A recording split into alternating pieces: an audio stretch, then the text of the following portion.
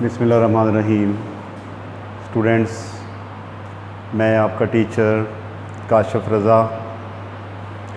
आज के इस लेक्चर में हम फर्स्ट ईयर केमिस्ट्री में ग्राहम्स लॉ ऑफ डिफ्यूज़न का एक्सपेरिमेंटल वेरिफिकेशन जो है वो करेंगे और साथ में हमारे सिलेबस में मौजूद इससे मुतल्लिका प्रॉब्लम्स को हल करने की कोशिश करेंगे। तो हमने अपनी प्रीवियस लेक्चर में जो है वो देखा कि ग्राहम्स लॉ ऑफ डिफ्यूज़न जो है वो क्या होता है। ग्राहम्स लॉ ऑफ डिफ्यूज़न, इसमें हमने पढ़ा था कि किसी भी गैस का जो रेट ऑफ डिफ्यूज़न या अफ्यूज़न होता है वो उस गैस की डेंसिटी के स्क्वायर रूट के इन्वर्सली प्रोपोर्शनल होता है। हमने स्टेटमेंट पढ़ी थी कि रेट ऑफ डिफ्यूज़न और effusion is inversely proportional to the square root of the density of the gas at a constant temperature and pressure. कि कांस्टेंट टेम्परेचर और प्रेशर के ऊपर किसी भी गैस का जो रेट ऑफ डिफ्यूज़न या अफ्यूज़न होता है वो उस गैस की डेंसिटी के स्क्वायर रूट के इन्वर्सली प्रोपोर्शनल होता है। फिर हमने फाइनल रिलेशनशिप जो है वो फाइंड किया था, वो था R1 R2 बराबर किसके था, M2 ओवर M1 इसका स्क्वायर रूट। और साथ में हमने एक क्वेश्चन भी इसमें अराइज़ किया था कि lighter gases diffuse more rapidly as compare to the heavier gases. कि अगर हमें मुख्तलिफ़ किस्म की गैसेस दी गई हों और हमसे कहा जाए कि किसका रेट ऑफ डिफ्यूज़न जो है वो ज़्यादा होगा, जिसका मोलर मास कम होगा उसका रेट ऑफ डिफ्यूज़न ज़्यादा होगा। मसलन आपके पास आ गया HCl और उसके बाद अमोनिया है। आपसे कहा जाए कि इनमें से किसका रेट ऑफ डिफ्यूज़न जो है वो ज़्यादा है, तो हम क्या करेंगे, हम दोनों का मोलर मास निकाल लेंगे। अमोनिया का मोलर मास होता है 17 और HCl का होता है 36.5। अब अमोनिया का चूँकि मोलर मास जो है वो कम है, इसलिए अमोनिया का रेट ऑफ डिफ्यूज़न क्या होगा, ज़्यादा होगा। क्योंकि according to this relationship the rate of diffusion is inversely proportional to the molar mass of the gas. कि जितना गैस का मोलर मास ज़्यादा होगा रेट ऑफ डिफ्यूज़न कम होगा, और जितना मोलर मास जो है वो कम होगा रेट ऑफ डिफ्यूज़न उतना ही ज़्यादा होगा। अमोनिया का रेट ऑफ डिफ्यूज़न इसलिए ज़्यादा है क्योंकि इसका मोलर मास HCl के मुकाबले में क्या होता है, वो कम होता है। तो इसी रिलेशनशिप को आपने जहन में रखना है। अच्छा, अब इसकी हमने एक्सपेरिमेंटल वेरिफिकेशन करनी है ग्राहम्स लॉ ऑफ डिफ्यूज़न की। तो फ़र्ज़ किया कि हमारे पास एक ट्यूब है, ग्लास ट्यूब, जिसकी लंबाई जो है वो क्या है दी 100 सेंटीमीटर। यानी कि इस ट्यूब की जो लेंथ है वो कितनी है, 100 सेंटीमीटर। ठीक है, यहाँ पे HCl का मोलर मास जो है वो अभी हमने निकाला 36.5 और अमोनिया का मोलर मास अभी हमने निकाला 17। तो सबसे पहले क्या किया कि हमने एक 100 सेंटीमीटर लॉन्ग जो है वो ट्यूब ली। इसके एक सिरे में जो अमोनिया का कॉटन प्लग है, यानी कि NH3 लिया, इसका कॉटन प्लग लेके यानी कॉटन के साथ डिप करके उसको एक सिरे से इंट्रोड्यूस करवा दिया, और दूसरे सिरे से हमने जो है वो HCl का कॉटन प्लग लिया, उसको इंट्रोड्यूस करवा दिया। अब ये दोनों, अमोनिया इधर से डिफ्यूज़ करना शुरू कर देगा, HCl इधर से डिफ्यूज़ करना शुरू कर देगा। लेकिन अमोनिया जो है with in the tube displacement तय करेगा 59.5 सेंटीमीटर, जबकि HCl जो है वो 40.5 सेंटीमीटर तय करेगा। ठीक है, तो अमोनिया ने ज़्यादा डिस्टेंस कवर इसलिए किया क्योंकि अमोनिया का रेट ऑफ डिफ्यूज़न HCl के मुकाबले में ज़्यादा है, क्योंकि इसका मोलर मास कम है। तो एक पॉइंट पे जाके ये दोनों आपस में क्या करेंगे जी, ऐसे आपस में इंटरेक्ट करके केमिकल रिएक्शन कर लेंगे। यानी कि आपके पास अमोनिया है NH3 और HCl, ये रिएक्शन करके बना देगा क्या, अमोनियम क्लोराइड। ये देखिए अमोनिया एक बेस है और HCl जो है वो क्या है, एसिड है। एसिड और बेस के कम्बिनेशन से आपके पास क्या बन गया, साल्ट बन गया। ठीक है, अमोनियम क्लोराइड एक साल्ट है।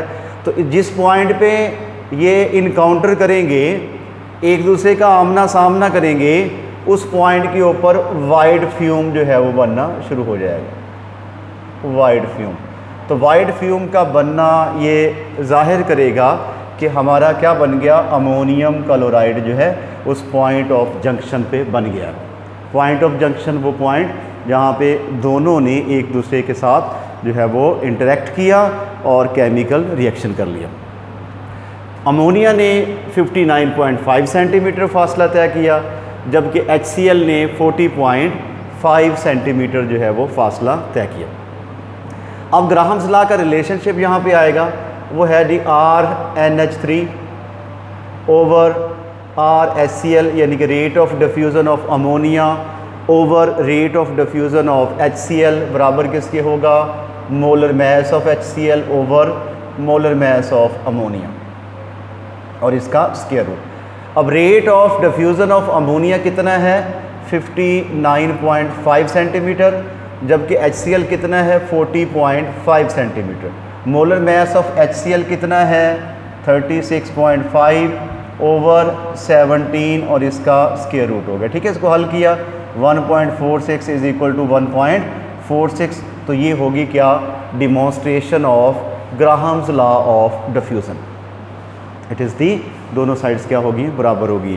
तो it is the demonstration of Graham's law of diffusion.